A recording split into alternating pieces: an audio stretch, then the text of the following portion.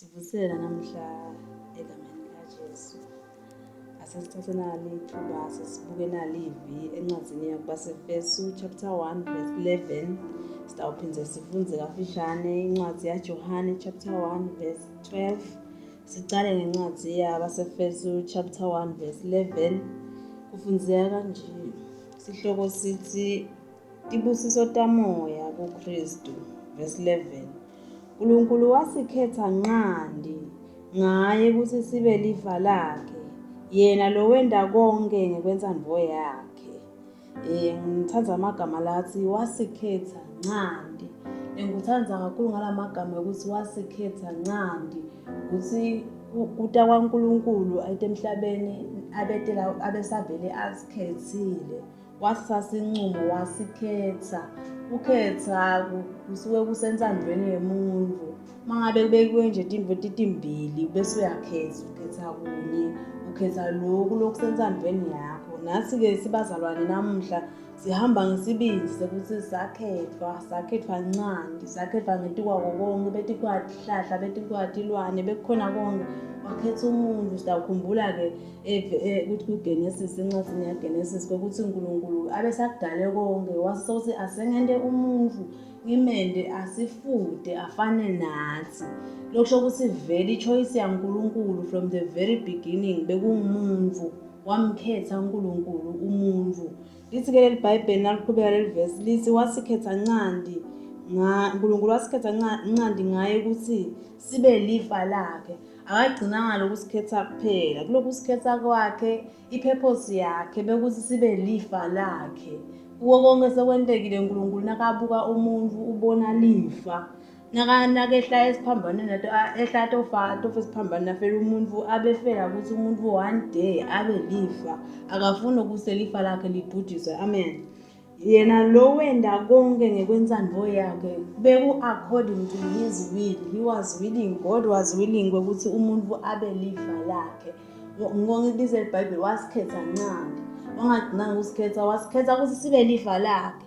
Phindze futhi kuloku sikhetha ukuthi sibe lifa lakhe wasikhetha ngekwentsandvo yakhe. Kwaba kutsandza kwaNkulunkulu. Wathi asamdalile umuntu wafisa ukuthi abe lifa lakhe. Amen.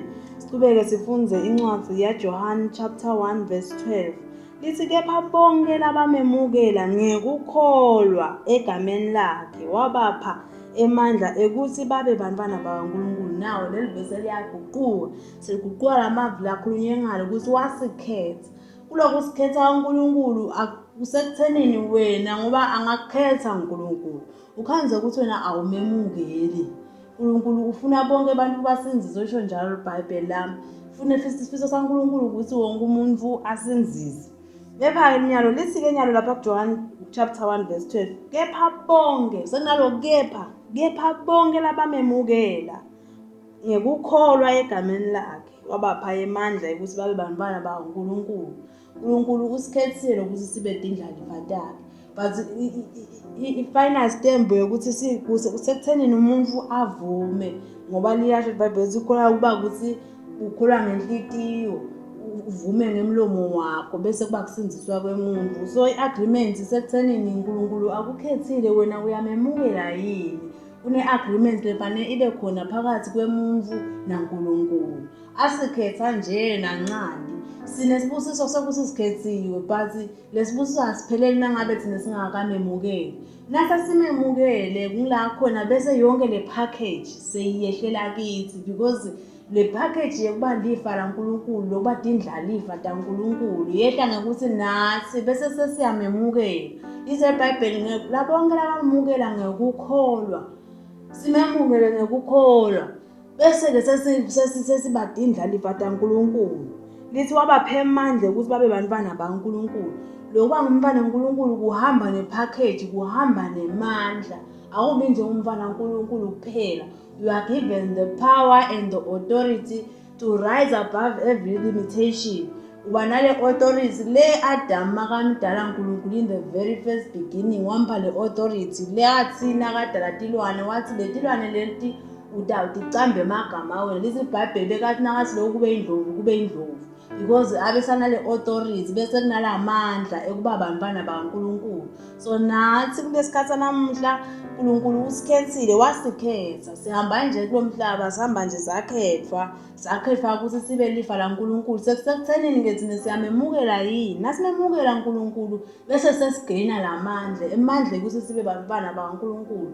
Mangabe umntwana kaNkulunkulu, it means kufana ukuthi ungumntwana wasebukhosini. Umntwana wasebukhosini kunetimvo le umuntu waseveni nangekade ifole kodwa umntwana wasebukhosini ukuthola kucala. Nathi njengendlalifa yasekhaya ezulwini nase simemukele bese ke siba naletimvo lesitithola ngekuthi sibantwana bakaNkulunkulu, siphiwa lamandla ngalamafishane. We are given the authority to become the children of God. Siba nale authority yokuthi timvo leti spiritual letingeke ti-attack-we umuntu nje wasenyameni waseveni umuntu phansi.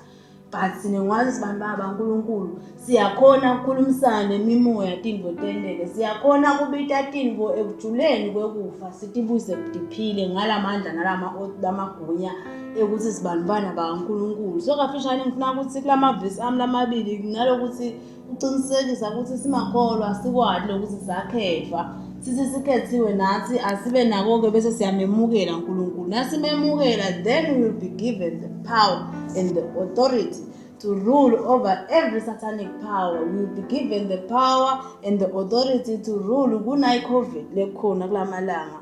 Sidaba nale power ne-authority yokumelana nemimoya.